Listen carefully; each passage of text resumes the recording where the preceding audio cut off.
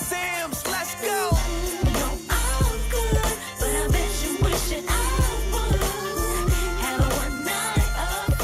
Hello, everyone. It's your girl, Miracle Sims, and you're watching the GSL Talk Show. Tonight, we're talking to a lovely gentleman named Mr. George Calleja. He's an author, podcaster, and much, much more. So stay tuned.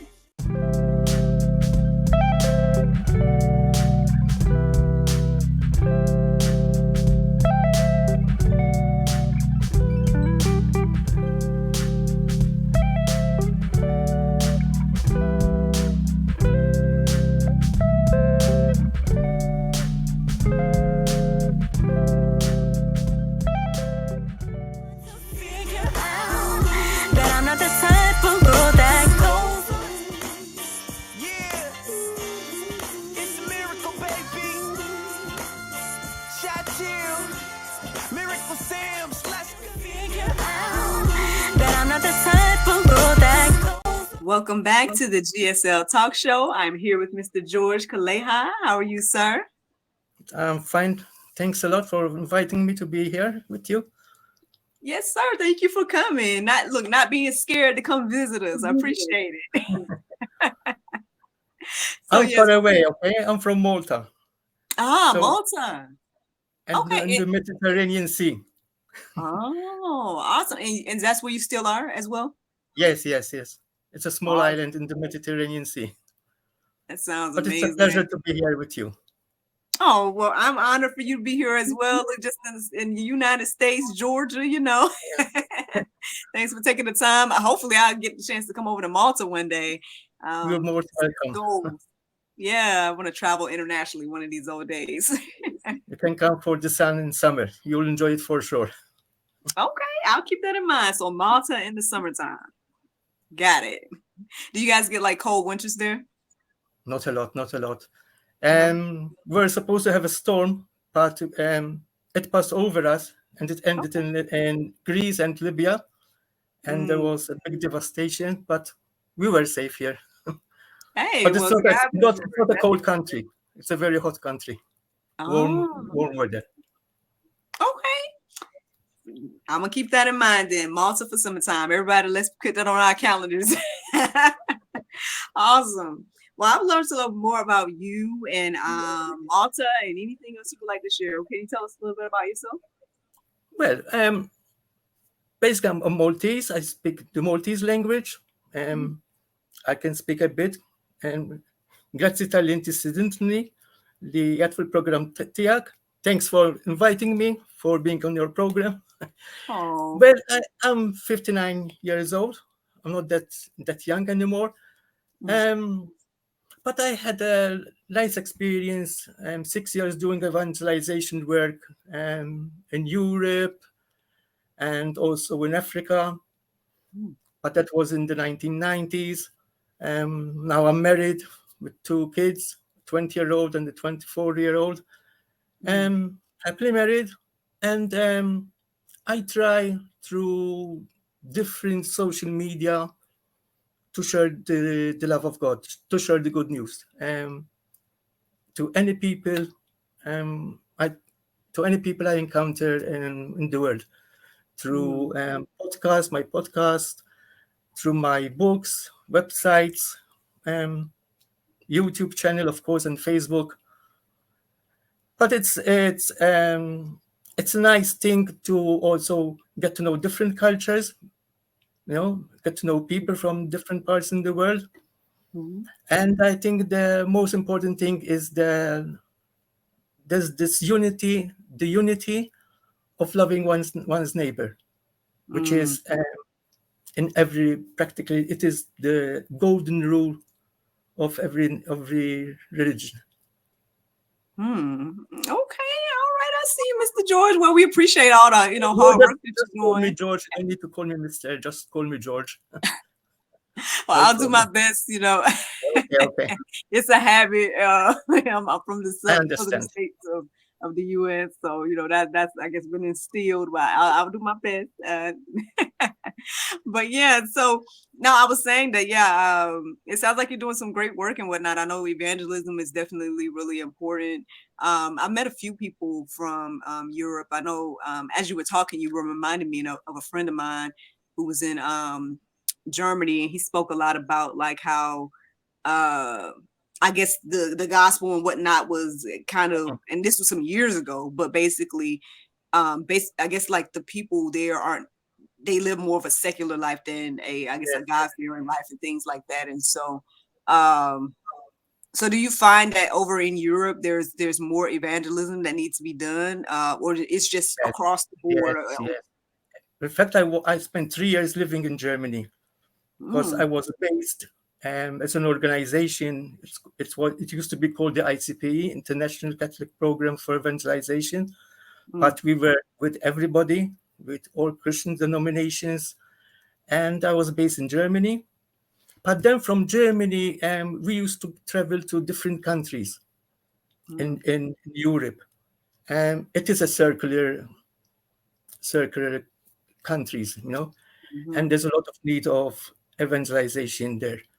Um, mm, but still, there are people, especially young people, that they're open to know about God, to know about the good news. mm, And one of the evangelization program I remember was that we traveled from Germany to the USSR, for the former Russia, USSR. That was in November 1991, just a month or two before the USSR had collapsed. And we were there doing street outreaches, mm, smuggling 500 Bibles to the mm, USSR. Um, but still, we spoke there with atheists, with people who do not believe, but we tried to give them the good news, the gospel, mhm, and it was received. Then we traveled as well to Romania, doing schools of evangelization in Germany. So people would come from all over the world to Germany to know more about Christ, to know how to do evangelization work. And then they mm, would return back to most of them would return back to their countries.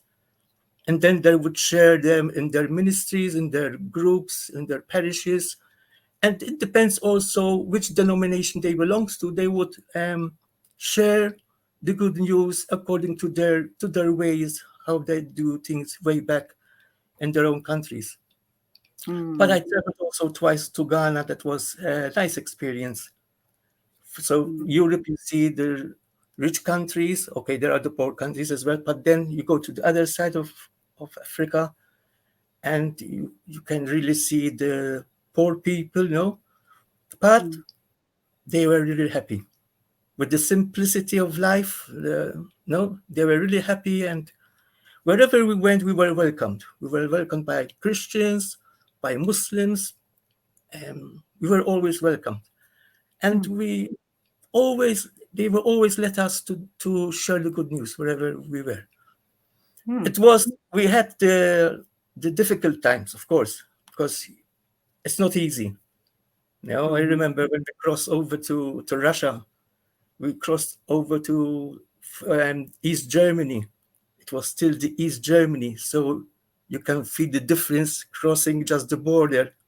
Seeing the soldiers checking the vans, checking us, and we had these 500 Bibles, smuggling them. But mm, everything was he paved the way for us, to do what we had to do, what we were asked to do by him.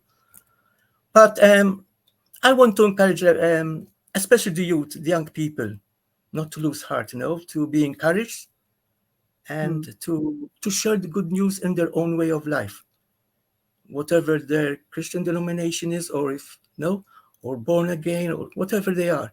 Um, Share the love of God with your neighbor, because if we don't do it, we as Christians, mm, we can't pretend that the society will change, because we always say, okay, oh, the society is like this, like that. But are we doing our part? And I feel that's very important. mm.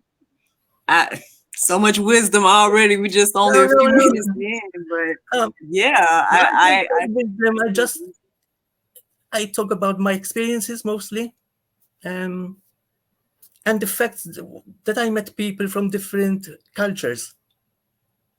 At the end, I met with the poor people, with the rich people, with the normal people, and they're all searching for happiness.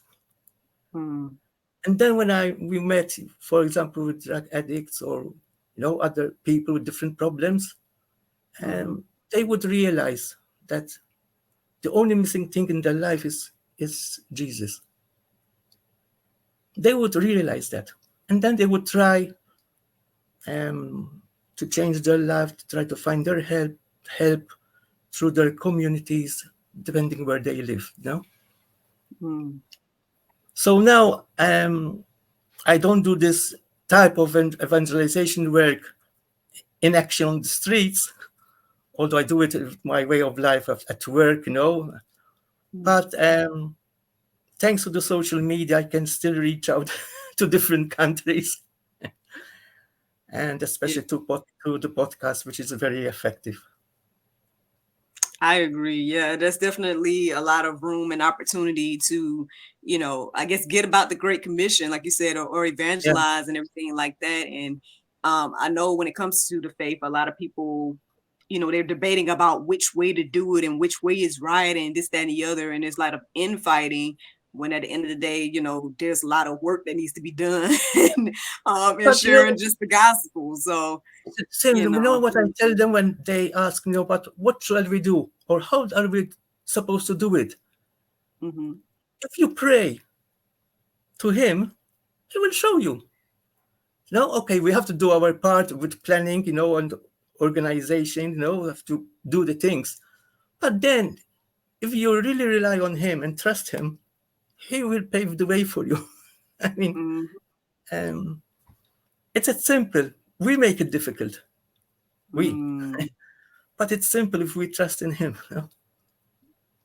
I agree wholeheartedly, man. I was sitting here thinking as well. You mentioned about that when you were out there and going to the different places and whatnot, like y'all was smuggling Bibles and things of that nature. I know that's something that we hear about in the States.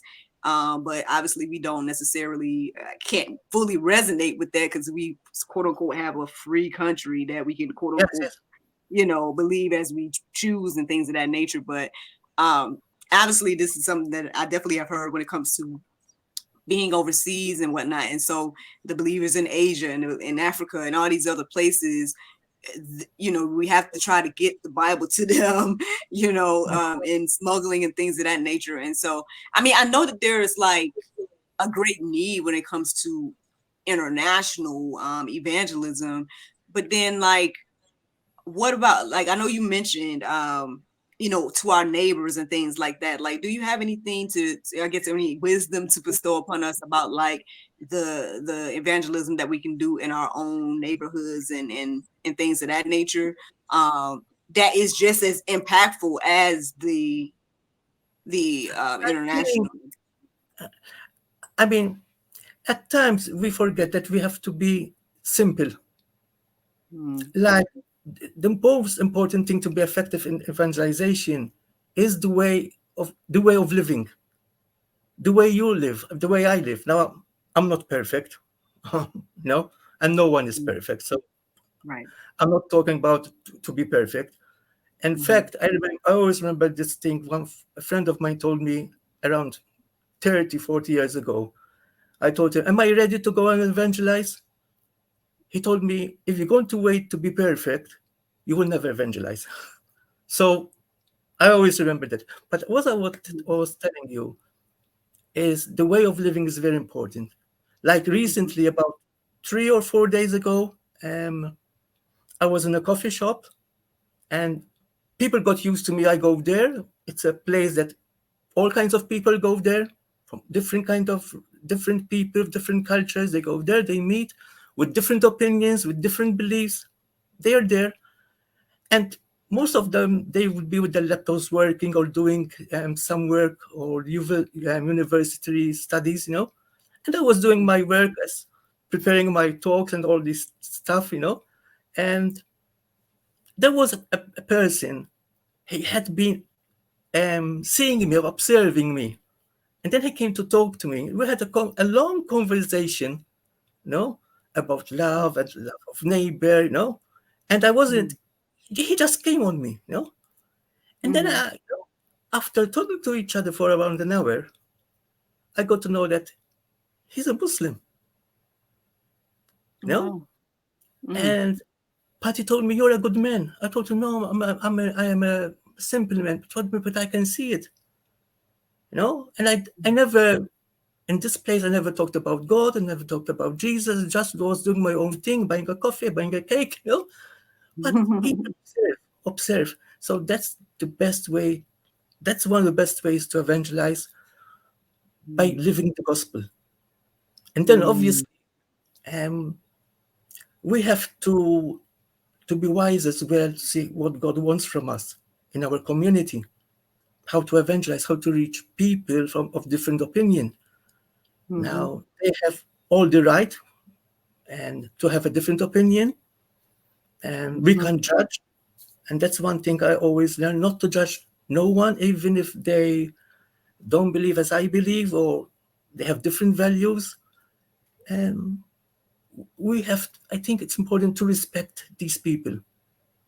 But what is white, and what is black is black. I mean, what is good is always good, what is bad is always bad, and you know. But Mhm. let's not tackle those ways to evangelize. We have to evangelize through love, no? And I think that's the most important thing for certain people. Of course, you use the podcast, you know, to share the good news in your own way. I use it as well in my own way. I'm different Mhm. from you. The way you Mhm. present it, no? But God told you to present it that way. For me, in my case, He wants me to present it in a different way, and I reach out to different people, and there are more and more people doing the same thing. I think, no, Mhm. but we have to be creative as well, Mhm. and then He will pave the way, um, to show us really what to do. I agree. I agree. I know, like you said earlier, or like we were just talking about the whole idea of, your way, my way, and we Oh, infight about that all the time as believers, and it's like, just because I'm doing it a different way doesn't mean it's wrong, or vice versa, oh, and I mean, I know there's a lot of things that are biblical that it's like, okay, it's clear here and there, what is and what you shouldn't do, X, Y, and Z. But then, there's things where it's like, we don't have to fight about this as a community and no, things like that. It's, you know, so yeah, I even agree with even between different Christians of different denominations. So, and we don't need to argue about a particular word that is in the Bible or the interpretation of that. Um, you. I never go into those issues. I always go into, let's love each other as Jesus wants us to love. You know, Mm, um, mhm. I think that's the most important thing, to love one another. I agree. I agree. So tell us a little bit about your podcast. Like when did you start it and what was your inspiration Oh, and everything like that? that's a long story. The way I started, yes, it is. I started using social media when my son, he was around, I think, 8 or 10 years old. He had an assignment at school that they had to prepare something. They had to prepare something on the internet. You know, how to use the internet, and I was still new in all these things.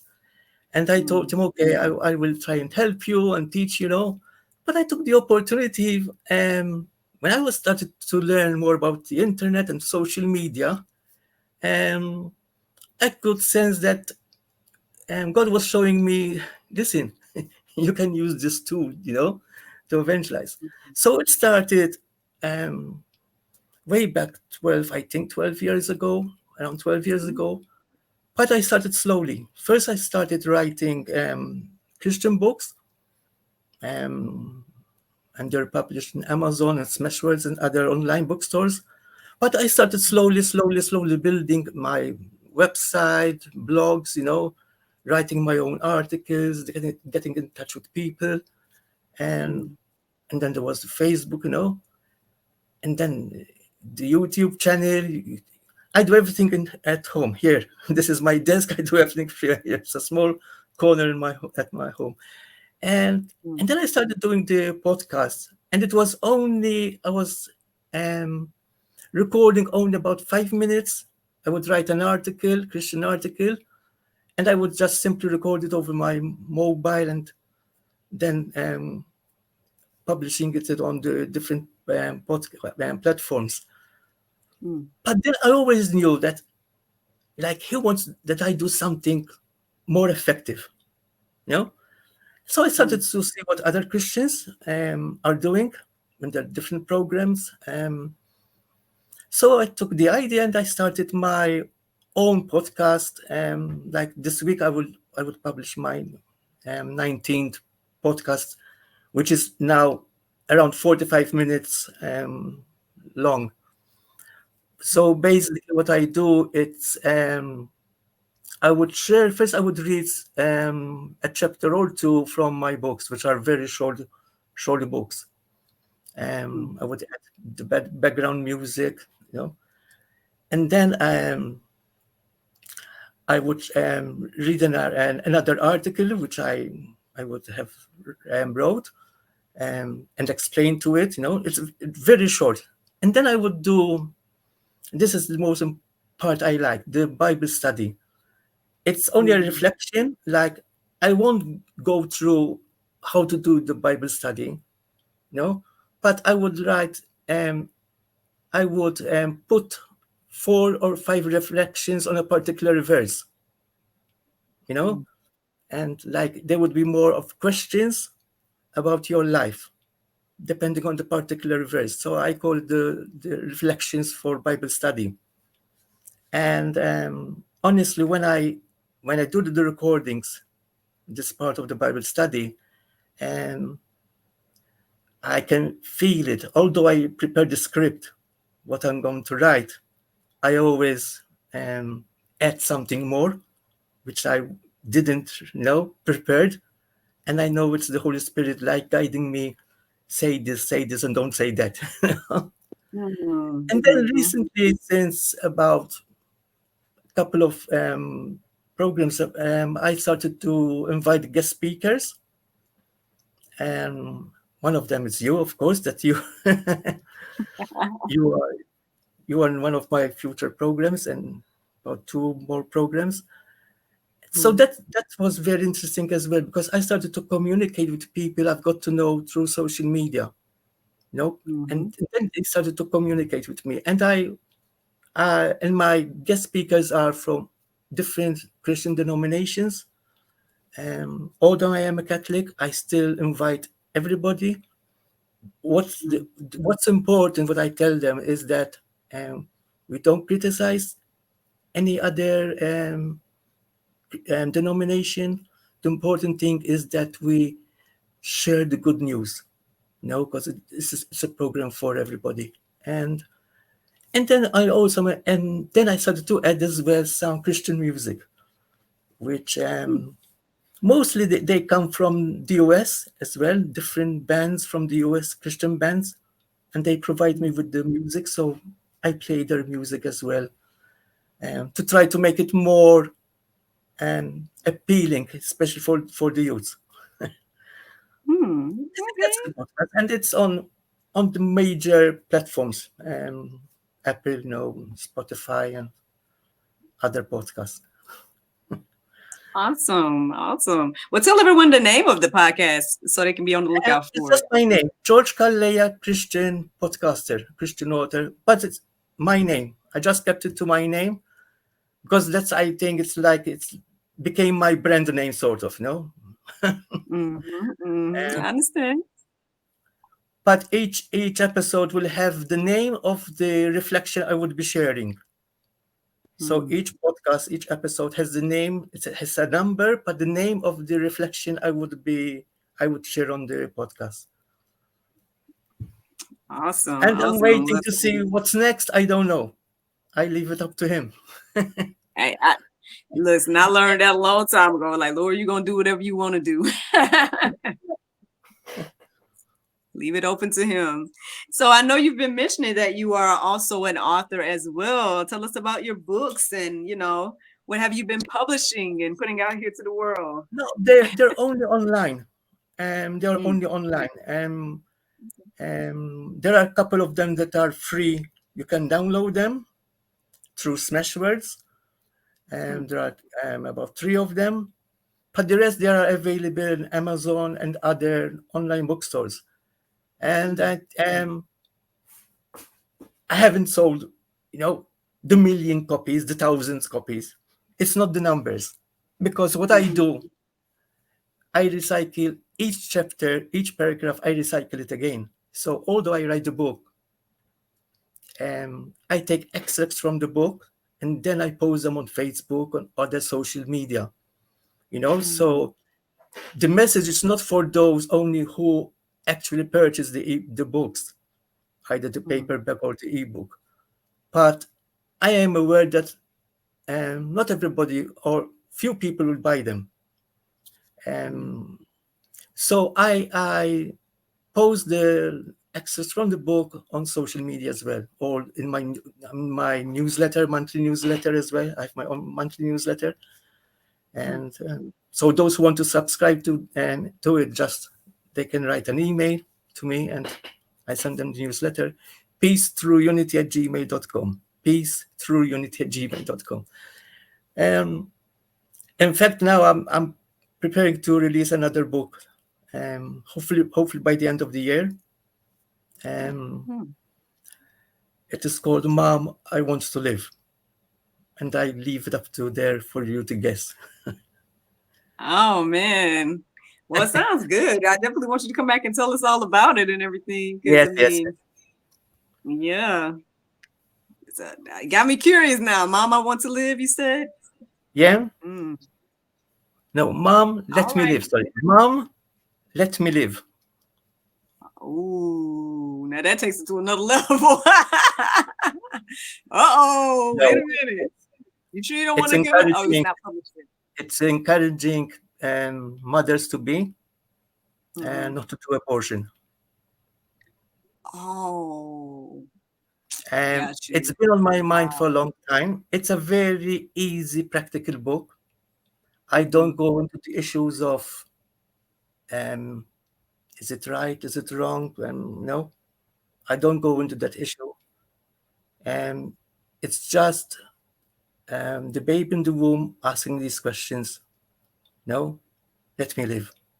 Like I want to have life as you did. No, and but I Mm-hmm. don't go into the issues or laws, the different laws in the world.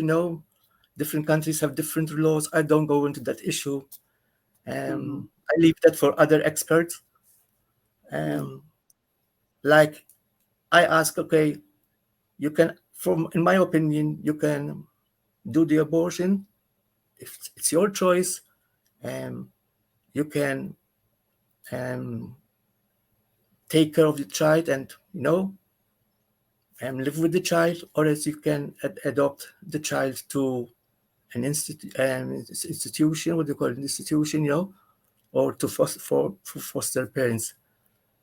There, I think there are three choices for the mother to do, but it's very simple, straightforward. Um, so that's what the book is going to be about. Oh, okay. Yeah, that definitely makes it another deep, topic and whatnot. And because I mean, when you first said it, it just came like three different ideas. I'm like, whoa, is this, what could this be? But I mean, yeah, that definitely is a powerful thing. I I mean, guess I'm wondering. I think there, are, in my opinion, I'll say something. You have those choices. Hmm, Either you let the baby live and to take care of the baby, no, either to abort the baby and it's killed, or either to give up the baby to somebody to take care of the baby.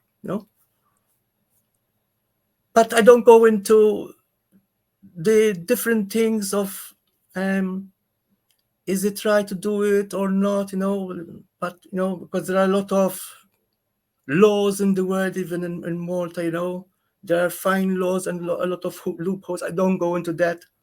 I just try to touch the heart of the mother to decide. You know? Mm. That's very interesting. That you would write this book and whatnot, because I know that we've had a conversation here on GSL, and I know the first time we had the conversation, we only had one gentleman that showed up to the conversation. I had invited both men and women to come so we can all talk about it, and he was the only one to show up that first time that we did it. And but I thought it was very important to hear his voice as a man, talking about it, because I feel like you keep hearing the narrative that men shouldn't have an opinion about it and things of that nature. Yet here you are, being inspired to have written this and whatnot as well. Like, is there anything you want to say in regards to that? This idea of that men shouldn't have an opinion about it, or things of that nature, or maybe because you're a man you shouldn't have written the book, or things like that that people would say. You have anything to say about that? Because I wrote this book, you mean? Because Right, because there's some people that believe that men shouldn't have anything to say. Not me. I'm not one no, of those people. why What I'm not? saying is there. I mean, I mean, Hmm. I mean, they it have doesn't to make speak, sense, but they have to speak out as well. Obviously, hmm. if there is a baby in the womb, there's a man involved. Simple as that. I mean, I don't think it's complicated, Right. It makes sense to me So too, but I mean, why should I people. not give my own opinion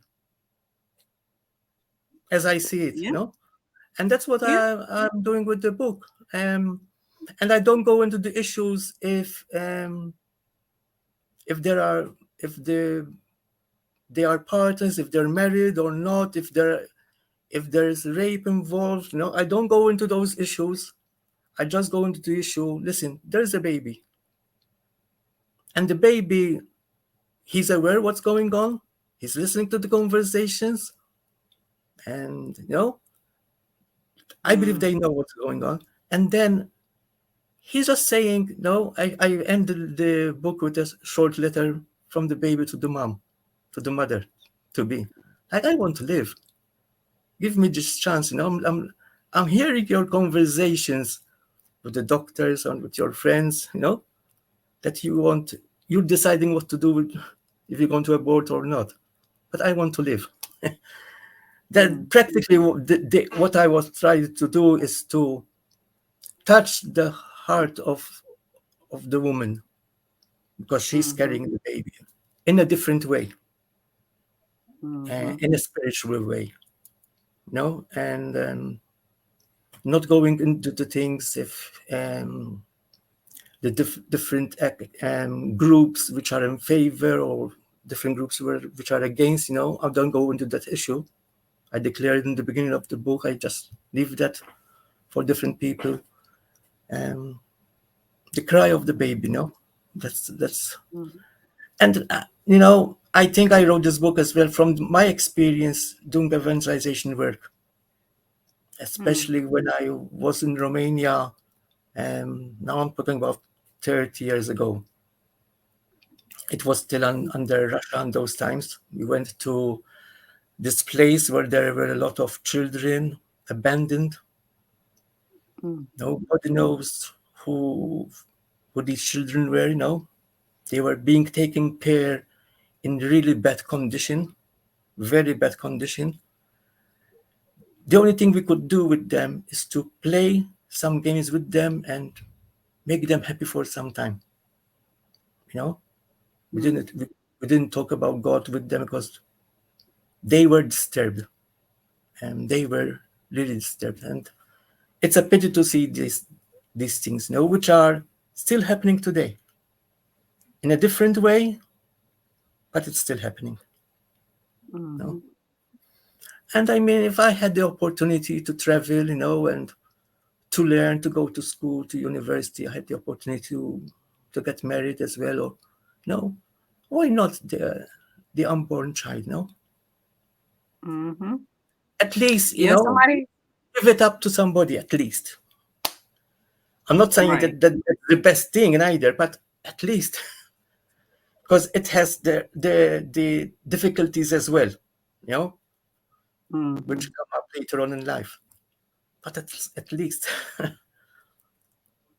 Well, I mean, yeah, somebody has to speak on behalf of the unborn because they can't speak for themselves. And so I think it's very interesting that you gave the child a voice and everything like that, and hopefully save some lives with your book and everything like that. So, do you feel like that's like your most important book that you've written thus far, or do you feel like there's another one that really has stood out um, to you in your life that you've written?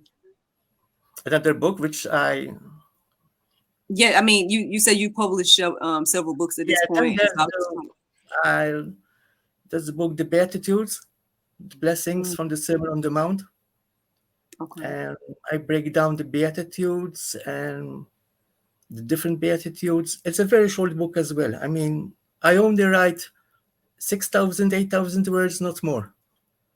Mm, So that's why I publish at least one book every year. And the reason okay. I write short, because I believe in short and sweet, short Mm, message, especially today. Not a lot of people enjoy reading, I know, I mean, long books. So it's about the mm, Beatitudes. And then I've got other books like about healing, Um, there's one in his image, about the image of God, that we are in his image. mm, And an interesting one, yes, I will follow him. That's one of my first books. And I write about my episode in Russia and Romania. Um, the yes I had to say, it's the yes of Jesus, the yes of Mary, the yes of Saint Paul. And then I mhm, had to say my own yes. And that's the yes even other people have to do in their life. mhm, It doesn't mean necessarily to evangelize as we're talking, but that you live the gospel. Yes, I mm, want to live the gospel. And that's mhm. the yes. Do have you all were you always a believer, or like what was your journey like when it comes to faith and whatnot? Like, did you kind of grow up as a Yeah, believer and I then grew up you in a just Catholic. I maintain? grew up in a Catholic family, normal Catholic family. Mm, Um, in Malta, it's a Catholic country. Doesn't mean mm, that doesn't mean that everybody practice the Catholic.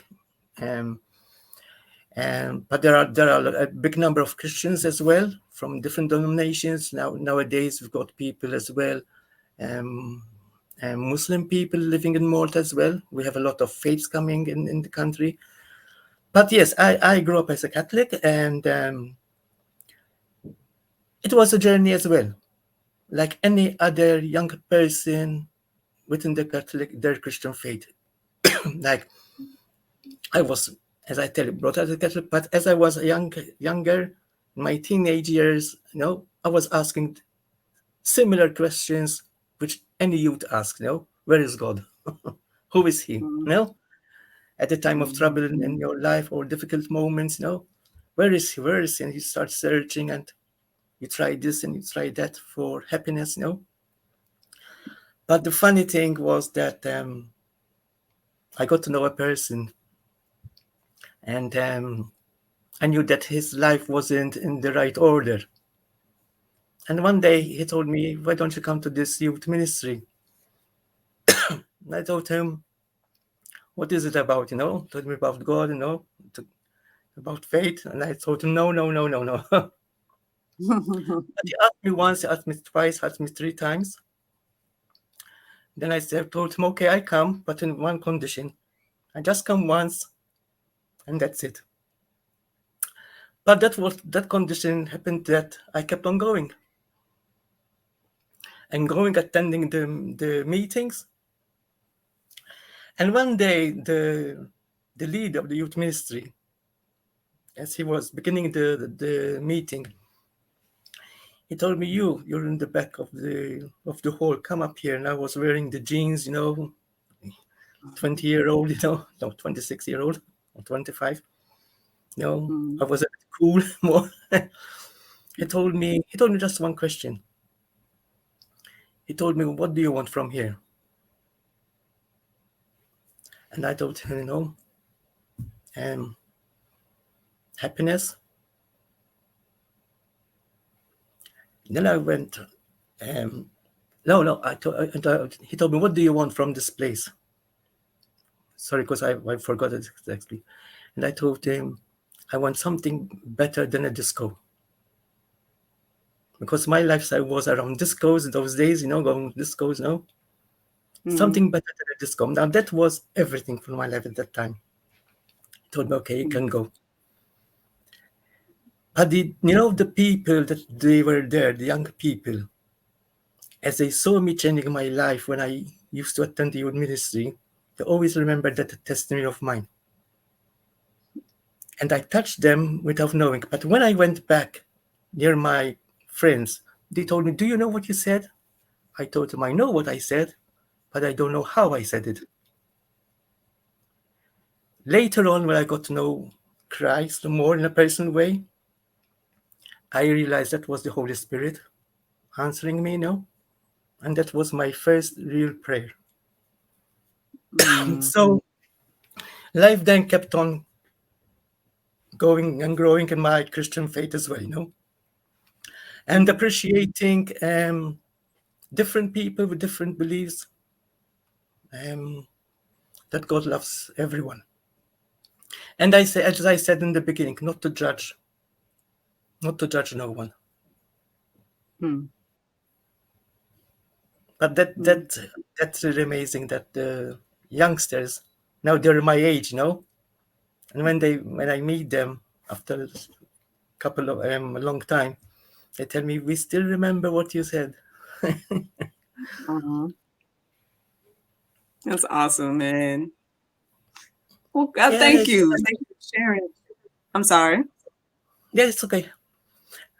I mean, what I was going to say, I was honest with myself at that time.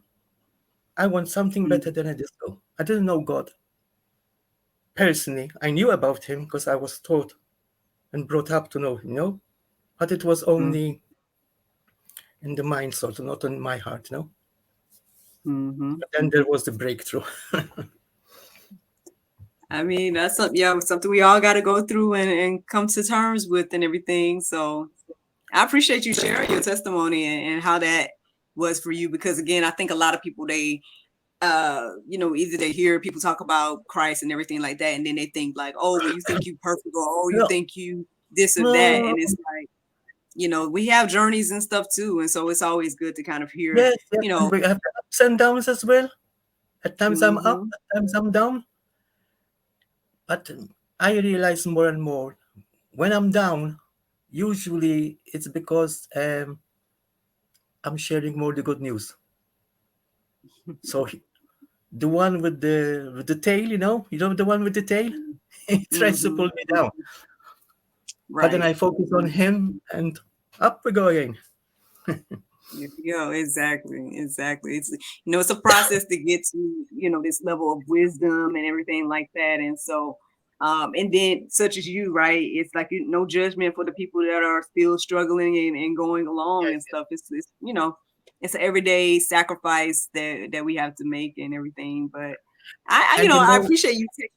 Mm-hmm. you know what, Sims as well. I think what's important that especially the young people they search for the truth.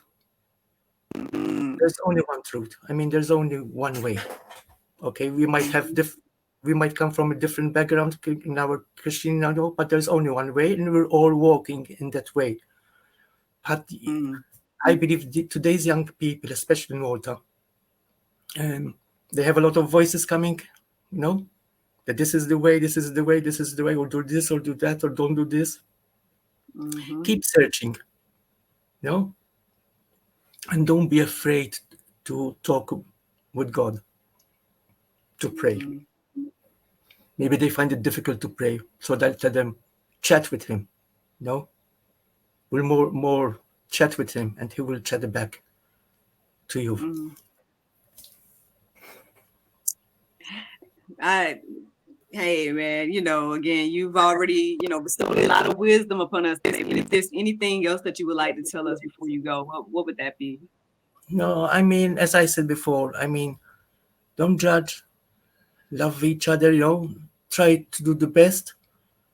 And as a Christian, we still can enjoy life, be happy, be adventurous with our life. It doesn't mean we have to stay all the time like this. Mhm.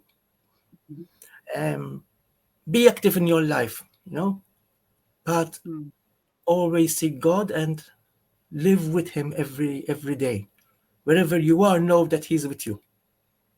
mm. He is with you, even in the times of trouble. He's there. Just talk to Him. Man, I agree.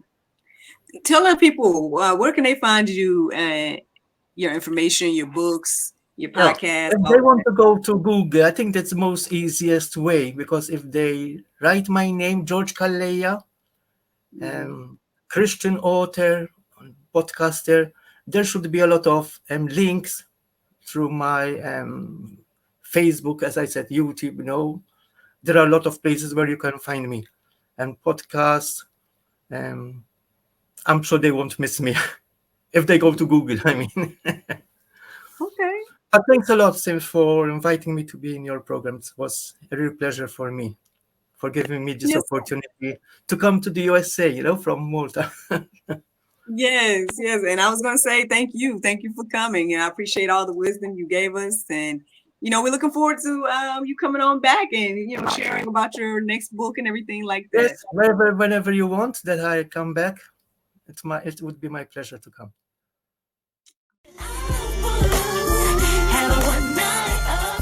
Thank you so much for watching the GSL Talk Show. And thank you to Mr. George for joining us tonight. I hope that you all enjoyed the conversation. Don't forget to like, subscribe, and share. And the main thing Mr. George wanted to drive home tonight is don't forget to love, y'all. Have a good night.